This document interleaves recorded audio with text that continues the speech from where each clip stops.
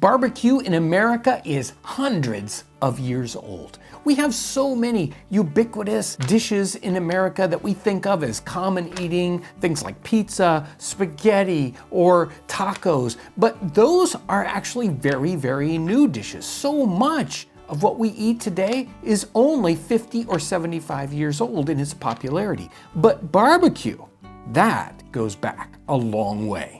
Now, the problem with barbecue is it can mean different things to different people. Sometimes it's a food specifically. Other times, barbecue really means an event, a social gathering. So we have to tease out these issues and figure out what barbecue really means to people today and what barbecue means to people in the 18th century. The word barbecue probably comes from the Spanish, likely 16th century or so, and it really has to do specifically with cooking things over a kind of raised grill, probably made with sticks, and it's likely the process that I used for the dried beef episode, where I made the sort of gridiron out of sticks. It's over the fire and it's meant for drying and smoking. That's the very, very original purpose. And that happens in the Caribbean with Caribbean Native Americans and with other populations in that area. That concept and that word gets kind of altered and changed, and it moves into the 18th century, and it actually starts to mean a social gathering and not necessarily a specific kind of cooking, but definitely a social gathering. We see references to that in, say, the 1730s, or if we look at the writings of George Washington, he talks about going to barbecues, these are social events, and even throwing one himself. Now, this is also getting popular in Great Britain and in other parts of Europe. This picnic concept where we're going to eat things outdoors, that's getting popular in the 18th century. So somewhere from, say, about 1680 to the time where we get to the 18th century, this term barbecue, at least in cooking, not necessarily the social event, but the cooking aspect, goes from we're going to be drying meat and smoking it to we're going to be smoking meat but keeping it very, very moist, cooking it with lots of fats and making something very tender. Now, that's the opposite of what's going on if you're preserving meat. You're going to make it very, very hard and very, very dry. But if we're going to be eating these things right away, which is what's happening with barbecue later on, then we want a completely different cooking method. Yes, we're still cooking on this gridiron or kind of rack above the fire, but we don't want it to dry out. We want it to stay very moist. So not only just the cooking method is changing or even the definition, but also the kind of meat that's being cooked. In the 17th century, the first English reference that we have to barbecue is talking about barbecuing birds, like pheasants, even turkey. But when we get to the 18th century, the term barbecue, especially when we're talking about cooking something specifically, is almost always pork. So sometimes we're cooking whole hogs. In fact, that kind of really is the definition of barbecue in the 18th century. But as we move into the 19th century, the gates open up and all sorts of things can be barbecued. And especially today, boy, we can put anything on the grill, right? In the 18th century, I'm not sure that beef ribs actually fit into the concept of barbecue. When we find many mentions of barbecue in the time period, we're talking about two different things. And it seems that one of them is just a process of slow cooking something, and generally it's talking about pork. And then the other thing that we're talking about is an event. We're going to a barbecue, and that is usually upper class people roasting a whole hog and celebrating all day long. And a lot of times there's dancing and there are games and there are different things involved, but it's an event that they're excited about. So beef ribs don't really fit into that conversation because it's not pork. But when we think about barbecue now, we think about all sorts of things like beef and chicken and pork and what have you. We even have barbecue sauces. That is a whole culture that is created now that did not exist in the time period. And so during this video, we have to think a lot about, okay, do I mean barbecue in the sense of how we think about it now, or do we mean it in the 18th century? So what we're making today is we're making some beef short ribs. which they would not have barbecued in the time period. And this is not gonna have a modern day barbecue sauce. This is something that's living all on its own. But what we are doing is we're slow cooking this with a really, really interesting process. We're gonna have a lot of fun, and I can't wait to get into it. Today's recipe comes from The Complete Family Cook by S. Taylor, and this was written in 1796. To dress a rib of beef and papillote, take a rib of beef cut neatly and stew it with some broth or a pint of water and a little pepper and salt. When it is done, reduce the sauces till it sticks to the rib, and then steep the rib in sweet oil or butter with parsley, scallions, shallots, and mushrooms. Shred fine, and a little basil and powder.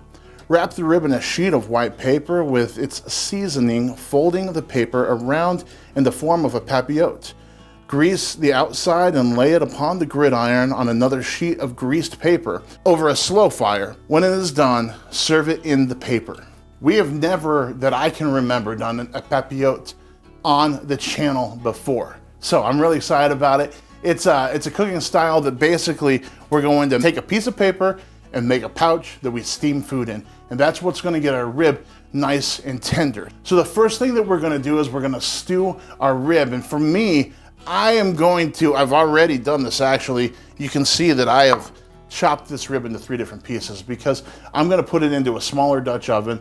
I'm gonna use less resources and just heat that small area up. Now, if you wanted to do lots of ribs, you can cut it up like this, or you can probably find a vessel. I just don't have one for the time period that puts a whole rib and can fit into the bottom. So that's why I chopped mine up. When I'm seasoning this, the first thing that I wanna do is I wanna get the seasoning right on the rib. I don't wanna just pour some salt in the broth.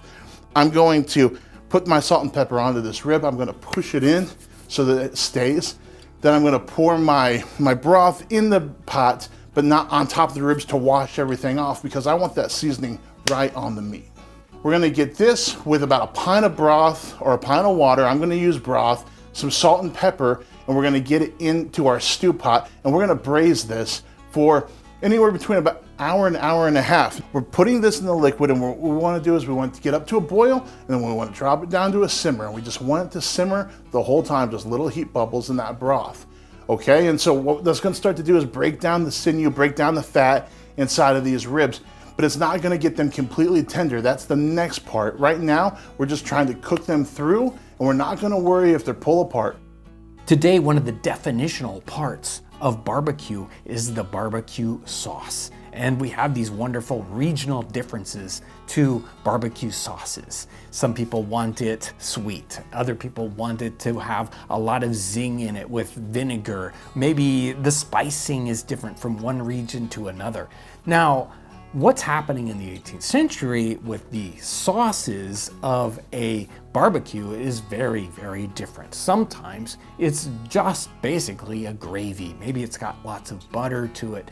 Maybe it does have some spicing. That's changing and altering as we go through the 18th century. And it really isn't until we get to the 19th century that we start to get to what we think of as a classic barbecue sauce. So in the 18th century, we're still cooking, we're cooking low and slow, but the spices are very, very simple. They're really relying on the flavor of the meat itself to carry us into that, and the sort of very, very tender meat aspect to it. The other big challenge I have with barbecue and understanding it is the idea of eating with our hands. Now, in this outdoor eating environment, we many times, even in restaurants, eat something like ribs with our hands. We're gonna, take it apart. We're gonna hold on to the bone like we're eating corn on the cob or something and eat around it and get all the wonderful meat, and it's a challenge.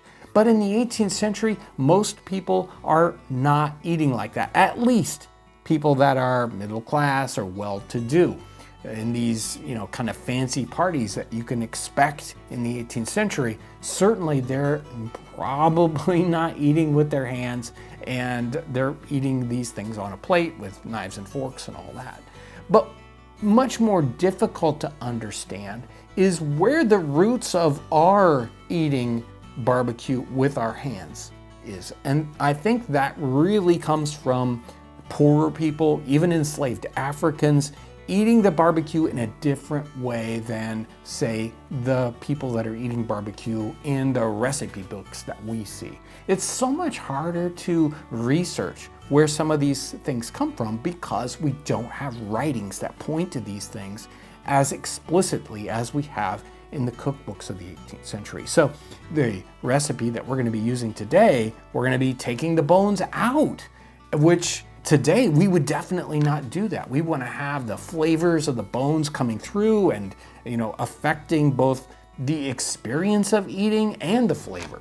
There's this amazing difference for what we think of as barbecue, and specifically ribs, today versus what's happening in the 18th century. The ribs cut of meat is not a good and easy cut of meat to work with, to cook and make it good.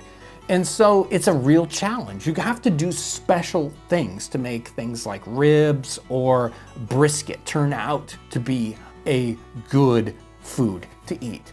And in the 18th century, these things were left behind, or they were inexpensive cuts of meat that poor people would eat. Today, wow, they're expensive because we really crave the way we can cook them. We've really taken 200 years of cooking expertise and changed the way these cuts of meats are thought of today. I think that's an amazing way to think about it, how it's totally changed. Lobster is the same, right? Today it's an expensive dish. In the 18th century it was. Why would anybody want to eat that? Today we'll be cooking en papillote. We're going to be cooking in paper. It's a French term that goes back a long way as a cooking method. Both the Italians and the French, and then in the 18th century, the English are doing it, and possibly even later on in North America. It is a great cooking method for cooking things low and slow and keeping those juices in and making sure it doesn't get too dry. If we look at some of the English cookery books, we find all sorts of things being cooked in paper. Specifically, there's this great recipe for cooking fish in paper, or cooking possibly vegetables or birds in paper. We even have this classic Chinese chicken recipe where the chicken is cooked in paper. So this is a cooking method that goes way back, and one that we should probably do much more often. We even cooked a turkey in paper, and it came out so good. Let's talk about bones in the time period. It's funny because we don't see ribs going up to a table and being served with bones in them. Now, it's so funny because we see in other recipes, we see like entire pigeons in a pie, bones and all, but not ribs. And we think about ribs as finger food now, right? So that whole concept of sitting at a table and having this sloppy sauce on you and napkins everywhere, that's not going on. I think that in a frontier setting or something like that, in a hunting setting, they probably were. But over 100 years of researching ribs now, from 1730s to 1830s, I haven't found one recipe where the ribs go to the table. They're not going to in this, but what we are going to do is we're going to cook these with the bones, because I want all the collagen, I want all of the juices from those ribs, because at the end of the stewing process, we need to thicken that sauce. We're going to cook it down, and I want something to hold it all together. Our ribs are in the Dutch oven, and they are cooking away. Now we need to prepare the next step of this recipe, and it reads a little strangely. What I would call this is a chutney, and that's probably not, there's probably some foodie out there who's going to say that's the wrong thing, but that's what I'm going with. We're going to chop all these vegetables up really small, and then we're going to mix them together with oil. Now, this says to steep the ribs in oil, but it also says to have a sauce on the ribs that sticks to them. So I think what we're achieving here is we're making a marinade that we're then going to put onto the ribs and cook it with that. So I'm just going to go ahead and put the oil in with all the chopped vegetables, mix that up really well, and then we're going to put that in the pouches with the ribs. Now, this marinade you could use at home anytime, and let me tell you, this is something special, so you're going to want to try it. Our ribs are done stewing here. They look really wonderful. They're nice and tender. We don't want to hammer these guys. That's why we're putting broth in and putting a nice heavy lid on top and just simmering it for a while. So they're going to get even more tender as we continue to cook them. It's just time to move on to the next step. In the meantime, though, what you have to do is take some of this broth either out of here or take the ribs out, and you need to reduce it because we want a nice thick sauce that's going to stick to the ribs. And so When you first get this off of the flame, it's gonna be a pretty watery broth, it's very loose. We're gonna continue to reduce it until it thickens up. Now it's time to take the bones out, and we're just gonna set those aside. I'll give them to the dog later, they'll be really happy. We're gonna talk real quick about impapillote. This is not something that we've done on the channel before, so we're just gonna slow down and spell it out a little bit so that everybody knows how to do it. It's really easy, and it's a great way to steam food. So if you have something that you just want to soften and cook, but you don't want to boil it and you don't want to throw a whole lot of different methods at it, you can use a simple piece of paper at home. You can have parchment paper, and you can steam inside of that. It's really easy. So you're gonna take a piece of paper and you're gonna fold it in half. And then you're gonna cut around, this is the half crease right here, and you're gonna cut a half heart. And then eventually, when you unfold it, you have a whole heart. It's wholehearted. So first things first, we wanna get the sauce all over our ribs and get that to stick to them. Then we're gonna place our ribs on the parchment, and you're basically just gonna use half of your heart here. You're gonna put the ribs in, and then a few really healthy portions of this marinade or chutney that we've made. And so basically all the juices are coming out of those onions. Those mushrooms are gonna give it a nice earthy tone. We're gonna pile that high, and then we're gonna close this up. And the way to close it is we're going to start at the very V that goes inward at the top of the heart, and we're gonna start folding the sides together all the way around. And so we're making a pouch, and we're gonna braid that all the way around the hump till we get to the tail. At the tail, the next step is to just twist it. And we're gonna twist that until it won't twist anymore, and that's gonna close it up. We're going to be able to move it then to the gridiron, where we're gonna put it really close to the heat, but not directly over the heat, because we don't want this paper to burn. How does this affect how we cook today? Is this important? It's very important. This dish, it isn't easy, it isn't fast, and it isn't cheap, but it's important. It's something we should do, because the food we eat, how we eat it, who we eat it with, is very, very important. We have lost track today. In the 18th century, people were eating together. Heck, barbecue, the whole fact of barbecue in the 18th century so many times was it was a social event. We're getting together, we're talking, we're watching this thing being cooked. It's taking a lot of time. We get to talk to each other while that's happening. This is what life is supposed to be like. Here we are. Our ribs are finished. They look really good. They smell way better than I thought they would. And you really get the aromatics from the onions and the mushrooms now that they've all cooked down. And it's kind of just turned into, I mean, it's soft. It's almost like it's just crusting the outside of it. When we opened the bag, I've cooked it probably an hour next to the fire in the bag. And you could just hear it steaming the whole time. And when we opened it, there was so much steam in there. It was just like this little pocket. And there was a lot of liquid even on the top where you could see that it was steaming up and catching and circulating inside the bag. So I think that they're quite tender. I think they're gonna taste really great, and I'm excited to try them. This does smell tremendous, and I'm excited about the texture of it and the tenderness of it. It's so hard sometimes to get beef to do what you want it to do. This cut's difficult to work with, and this cooking method, I think, did the perfect thing for it. So let's try this out. Yeah. Wow. Way more tender than I thought it would be. And the flavors are really over the top. It's got some wonderful saltiness and the other kind of flavors that we're getting with it. Sometimes when you put a rub or something like that on the outside of beef, it feels like it doesn't really penetrate into the meat itself. It's just kind of on the outside as a coating. This is all the way through. And some of them can be very fake tasting, right? Yeah. This is a very authentic flavors of the individual components that we put into it. It isn't like contrived. Right, and I'm not a mushroom person. So this has a lot of mushrooms in it, but I can't pick out a mushroom flavor. No. It just feels like they've all combined to become one, I don't know, like one seasoning almost. Right, so can you imagine a sauce that could go with Yeah. this? So that's one of the things we didn't put in here because we knew it would extend this out too much. And we'll probably come back and revisit this concept of a sauce that would go with this. Yeah, absolutely. This is way better than I'd hoped for. Yeah. I really want to thank Ryan for doing all the hard work cooking this. It turned out so spectacular. I cannot recommend enough trying this out at home and trying it with people you know and love.